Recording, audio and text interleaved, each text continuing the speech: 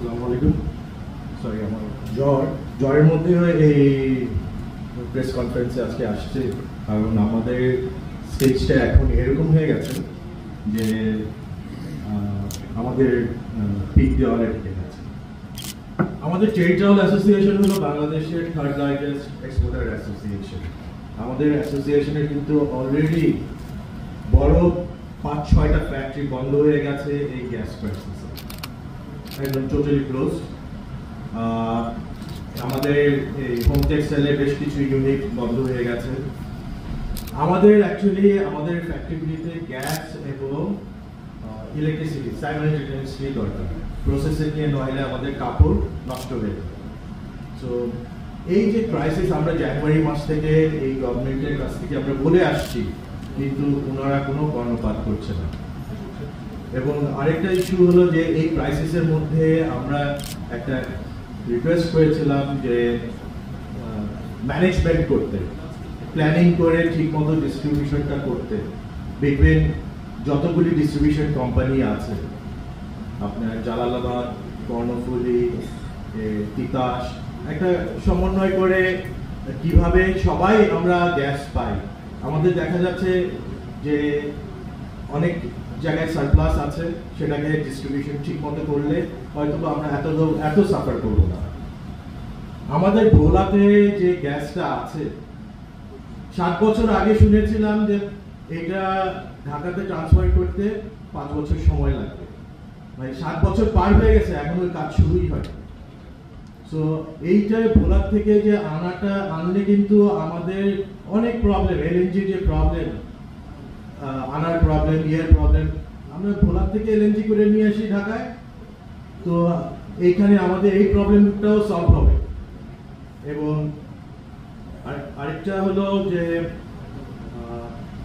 আপনার local ইন্ডাস্ট্রিজগুলিকে support দেওয়ার জন্য রিসেন্টলি কিন্তু ইন্ডিয়াও ট্যারিফ দিয়েছে চায়নার উপরে অনেকগুলি আইটেমের, যে লোকাল ইন্ডাস্ট্রিজকে সাপোর্ট দেওয়ার জন্য। আমরা যদি টার্কিতে এক্সপোর্ট করতে যাই, আমাদের সুতা বলেন, কাপড় বলেন, টাওয়াল বলেন, গার্মেন্টস বলেন, ওইখানে কিন্তু ট্যারিফ আছে। এই ট্যারিফ কিন্তু ওদের লোকাল ইন্ডাস্ট্রিজকে সাপোর্ট করার জন্য। আমাদের দেশে কিন্তু আমাদের ইনভেস্টরদের সাপোর্ট করার জন্য এরকম পলিসিস নাই।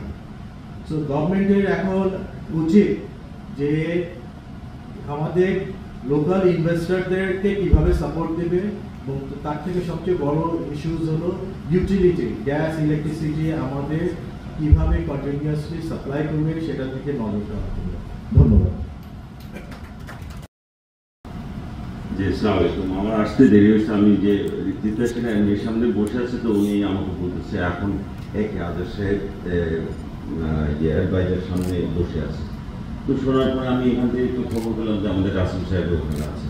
তো আমি ওনাকে বললাম যে ভাই, এর আগেও আদর্শ সাহেব গেছে, আরও অনেকেই গেছিল, ওদের হচ্ছে ইন্ডিভিজুয়াল। এখন আমরা কথা বলতে চাচ্ছি, আমি টেরি টাওয়েল, বিটিএমএ, চারটা অ্যাসোসিয়েশন।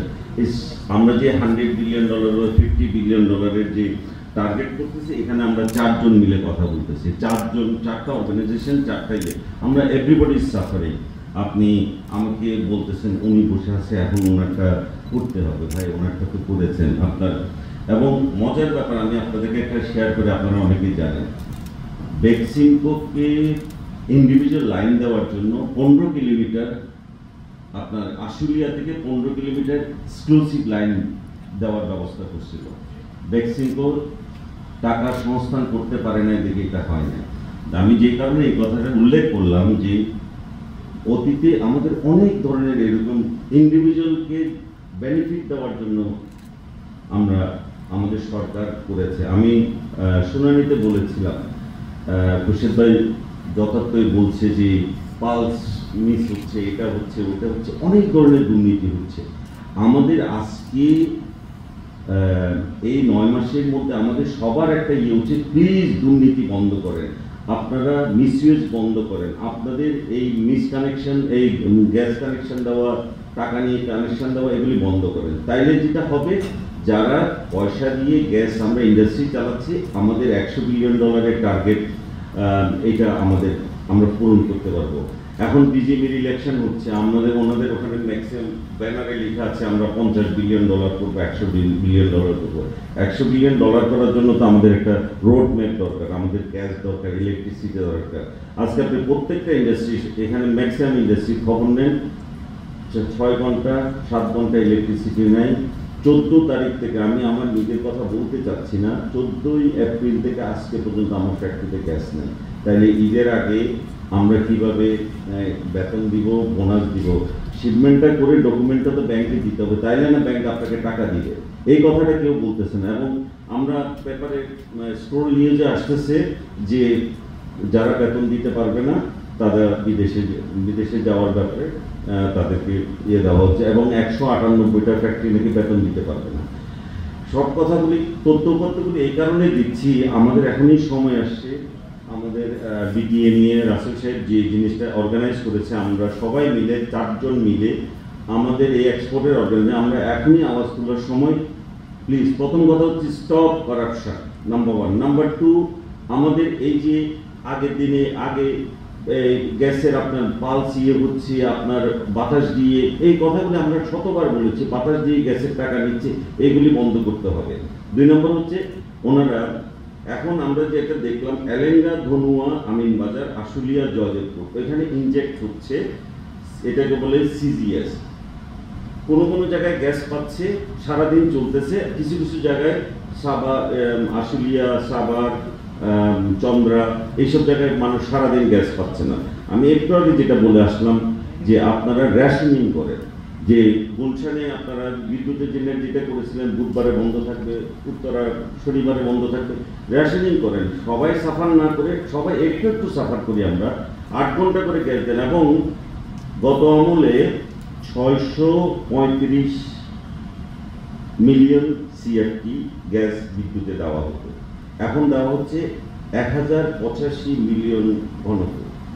তা আমার কথা হচ্ছে, ভাই আপনি মানুষকে খুশি করার জন্য গ্যাস দিচ্ছেন, সবাই এসি পাবে, বিদ্যুৎ পাবে, ফ্যান চলবে, মানুষ শান্তিতে থাকবে। তো ইন্ডাস্ট্রিগুলি যে করেছে, আমরা কি দোষ করলাম? আমরা যে এত মানুষের কর্মসংস্থান করলাম, আমি চাকরি বাকরি না করে, সরকারি চাকরি না করে আমি যে এখানে ইন্ডাস্ট্রি করতে আসলাম, আমি কোথায় যাবো এখন? আমার তো যাওয়ার জায়গা নেই, আমাকে একটু বাঁচান বলে যে এখন একটু উপদেষ্টা জানে। তাহলে উপদেষ্টা উনিও তো আমাদের মতো একজন মানুষ, উনি তো ওই পারে ছিলেন, সরকারে ছিলেন, উনি এখন আমাদের হয়ে কাজ করছেন, নির্বাচিত ইন্টারিম গভর্নমেন্টের। ওনার তো এটা বোঝা উচিত যে আমরা রেশনিং করি।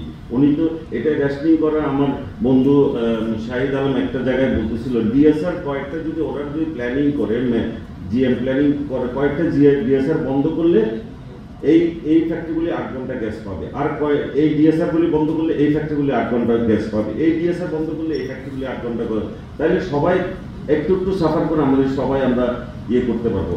মজার ব্যাপার, আমার সাংবাদিক ভাইদের জন্য বলতেছি, প্লিজ আপনাদের কাছে স্বনির্বন্ধ অনুরোধ, এইটা লিখতে হবে। আমি আমার বন্ধুদের সাথে আলাপ না করে বলতেছি, আমাদের ঢাকা শহরে 2700 কিলোমিটার গ্যাস লাইন, পুরনো গ্যাস লাইন আছে। 5ই আগস্টের আগে এই গ্যাস লাইন রিপ্লেস করার ব্যাপারে অনেক কাগজপত্র হয়েছে।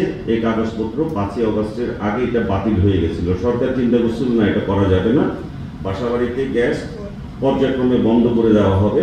690 টাকা যদি গভর্নমেন্ট সিলিন্ডার দিতে পারে, 700 টাকা করুক, 800 টাকা করুক, কিন্তু এটা দুর্নীতির মাধ্যমে এটা 1400 টাকা 1700 টাকা বিক্রি হচ্ছে।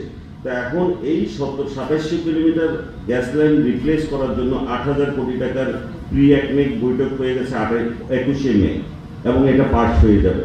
আমি আমার বন্ধুদের সবার নিয়ে বলতেছি, এইটা আমরা চাই না।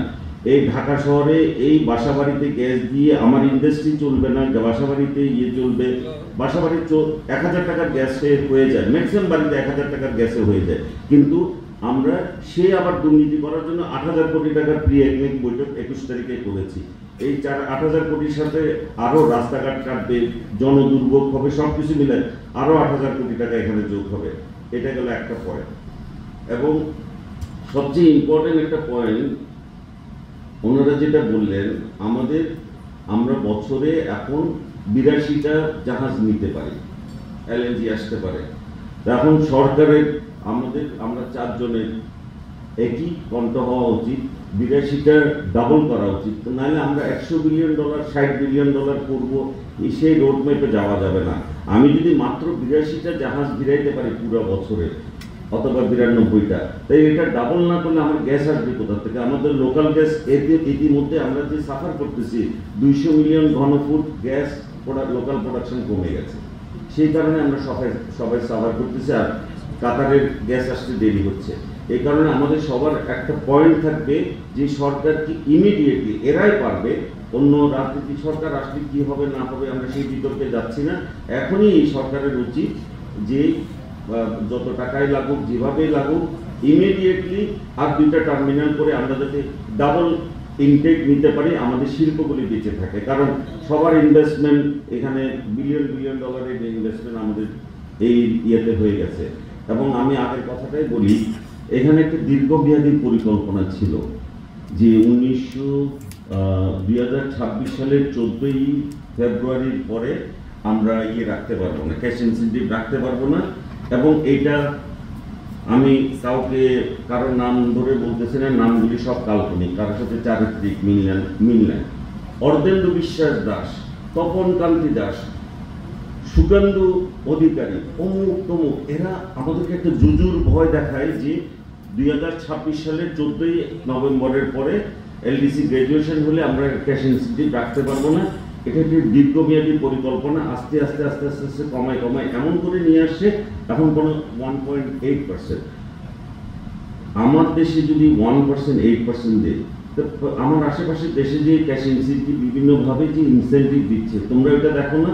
মানে এটা আমার বন্ধু রাষ্ট্রের পাশের বন্ধু রাষ্ট্রে একটা দীর্ঘমেয়াদী পরিকল্পনা ছিল, পঞ্চবার্ষিক অথবা দ্বিতীয় পঞ্চবার্ষিক পরিকল্পনা ছিল আস্তে আস্তে বাংলাদেশকে এমন করার, ওরা টেক্সটাইল থেকে বেরিয়ে যায়।